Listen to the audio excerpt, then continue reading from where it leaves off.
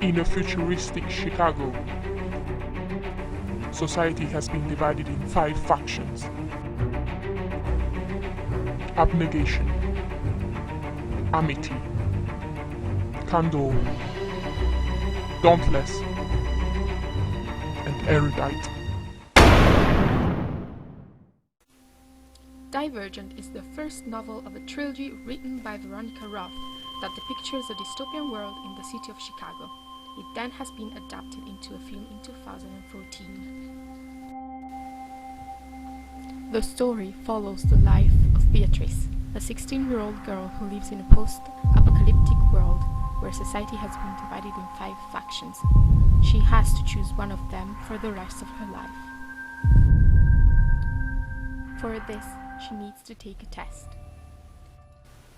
Beatrice takes the test, though her results are inconclusive, meaning that she belongs to more than one faction. She is divergent. In order to keep her true nature a secret, she chooses to become a dauntless. Every initiate can choose a new name, and Beatrice decides to shorten it to Tris.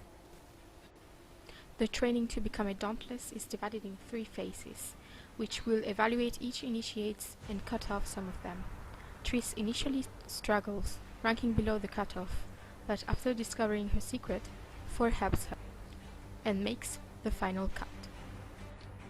In order to prepare for the final test, which consists in psychological simulations, 4 takes Tris into his own fear landscape, finding out his real name, Tobias Eaton. Tris succeeds in her final test, becoming officially a dauntless, which involves the injection of a serum supplied by Erudite that, as they say, is for their own safety. The next morning, all dauntless are under the effect of the serum, meaning that their minds are being controlled, with the exception of divergents, who are immune to the serum. Tris must blend to avoid suspicion. After finding Tobias, he reveals to her as a divergent. They need to stop Erudite's plan, meaning finding Janine.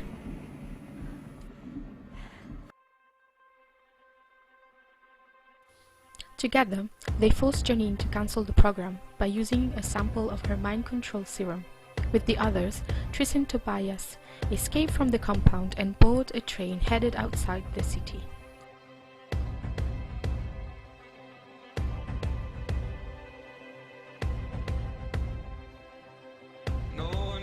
What inspired Divergent?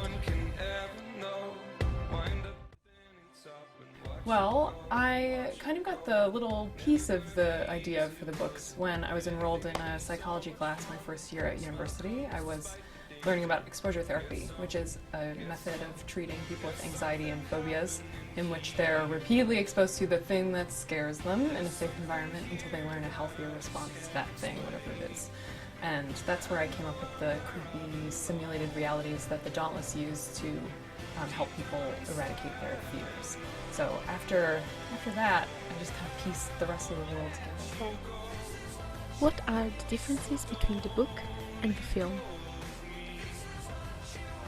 Many are the differences that can be spotted between the book and the film. First of all, relationship-wise, Tris and Paul are openly together in the book, whereas in the film, they kept it as a secret because it's against faction rules. The relationship between Christina and Will is never seen in the film, as per Al's crush for Tris. Some of the characters in the book are not present in the film, such as Edward, Marlene, Lynn, Zeke, and Uriah. Regarding the role of Janine, she is first presented when Tris goes to Caleb in the Erudite compound, whereas in the film, she appears during the choosing ceremony at the beginning. Tris gets 3 tattoos in the book, though the scene in the film shows just Tris getting 1 main tattoo.